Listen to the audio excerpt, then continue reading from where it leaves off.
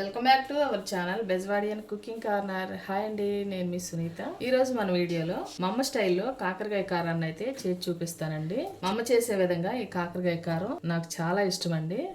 అందుకోసమని మా అమ్మ స్టైల్లో చూపిస్తున్నాను అనమాట. ఇప్పుడు దీనికోసం 1/2 కేజీ కాకరకాయలను అయితే తీసుకొని పైన పొట్టు తీసేసి ఇలా రౌండ్గా ముక్కలుగా కట్ చేసుకున్నానండి. చేదు ఇష్టం ఉండదు కదండి అందరికీ.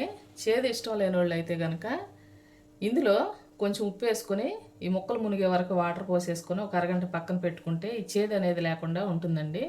మాకైతే కొంచెం లైట్గా చేదుగా ఉంటే బాగుంటుందండి కర్రీ. మాకు అలా ఇష్టం అనమాట.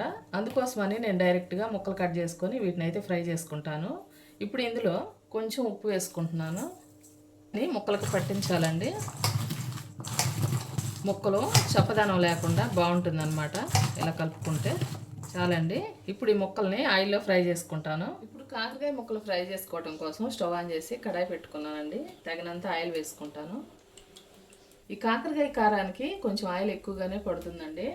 ఇప్పుడు ఈ కాకరకాయ ముక్కల్ని ఫ్రై చేసుకుంటాను. కాకరకాయ ముక్కలు 1/2 కేజీ కదండి, అందుకోసమని మొత్తం వేసేసుకుంటున్నాను. ఇప్పుడు ఈ ముక్కలను అయితే ఎర్రగా ఫ్రై చేసుకోవాలండి. మీడియం మంట పెట్టుకొని కలుపుకుంటూ ఎర్రగా ఫ్రై చేసుకోవాలి. మూత పెట్టకుండా ఇలానే ఫ్రై చేసుకోవాలండి. కాకరకాయలు అయితే ఫ్రై అవుతున్నాయి కదండి. ఈలోపు కాకరకాయలకు కావాల్సిన కారాన్ని అయితే ప్రిపేర్ చేసుకున్నాము. దీనికోసం అయితే ఒక గుప్పిడి వరకు ఎండుమిర్చి తీసుకున్నాను. చిన్న కొబ్బరి ముక్క అండి. అలాగే కొంచెం చింతపండు, 2 స్పూన్ల వరకు ధనియాలు తీసుకున్నాను. 1 స్పూన్ జీలకర్ర అండి. ఒక 15 వెల్లుల్లి రెమ్మల్ని తీసుకున్నాను. ఇప్పుడైతే తగినంత ఉప్పు వేసుకుంటున్నాను. ఆల్రెడీ మనం ముక్కల్లో కొంచెం వేసేసుకున్నాం కాబట్టి చూసుకొని వేసుకోవాలి. ఇప్పుడు దీన్ని అయితే మిక్సీ పట్టుకొస్తాను. ఇలా కాకరకాయ కారం అయితే కొంచెం బరకగా మిక్సీ పట్టుకున్నాను. ఇదిగోండి, చూస్తున్నారు కదా, కాకరకాయలు చక్కగా గోల్డెన్ కలర్లోకి వచ్చేసినాయి. మరి ఎర్రగా ఫ్రై చేసుకుంటే కరకరలాడుతాయండి, అంత బాగా అనమాట. లైట్గా చేదు తెలుస్తూ ఇలా కొంచెం సాఫ్ట్గా ఉంటే బాగుంటాయి. తీసేసుకుంటున్నానండి.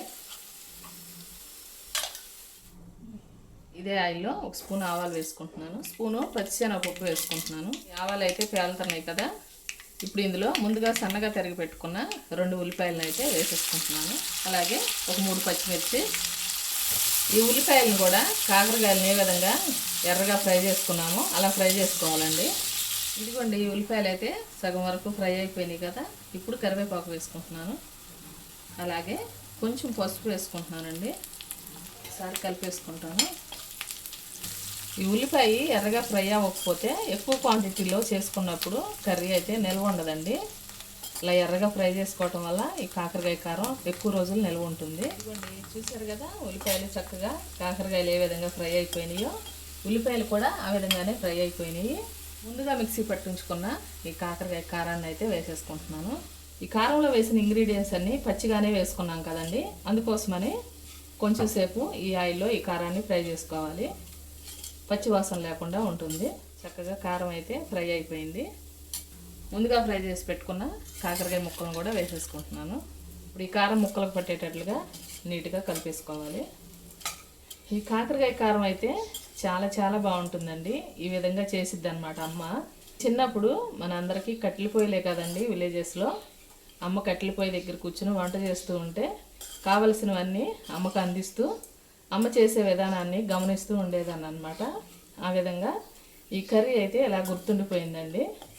చూశారు కదా, నీట్గా కలిపేసుకున్నాను. ఒక 5 నిమిషాల పాటు ఇలా ఉంచుదాము. ఫైనల్లో కొంచెం కరివేపాకు కూడా వేసానండి. చిన్న మంట మీద ఇలా ఫ్రై చేసుకోవాలి. ఎక్కువ మంట పెడితే కారం మాడిపోతుంది అనమాట. కర్రీ రెడీ అయిపోయిందండి. స్టవ్ ఆఫ్ చేసుకుంటున్నాను. కాకరకాయ కారం అయితే రెడీ అయిపోయిందండి. చూశారు కదా ఎంత బాగుందో. అలాగే టేస్ట్ కూడా చాలా బాగుంటుందండి. స్పెసిఫిక్గా షుగర్ ఉన్న వాళ్ళకి నేను చేసిన విధంగా చేస్తే కనుక చాలా మంచిదండి. లైట్గా చేదుగా ఉంటుంది కదా, షుగర్ ఉన్న వాళ్ళకి కంట్రోల్ అవుతుంది అనమాట. ఈ విధంగా చేసుకోవటం వల్ల వారం పాటు నిల్వ కూడా ఉంటుందండి. సరేనా? నేను చేసిన విధానం నచ్చిందండి. నచ్చితే డెఫినెట్గా ట్రై చేయండి మీరు కూడా. ఈ రోజుకైతే ఇంతేనండి రెసిపీ. మరో మంచి రెసిపీతో మళ్ళీ మీ ముందుకు వస్తాను. మా వీడియోస్ మీకు నచ్చినట్లయితే ప్లీజ్ ఒక లైక్ చేసి సపోర్ట్ చేయండి. థ్యాంక్ యూ అండి.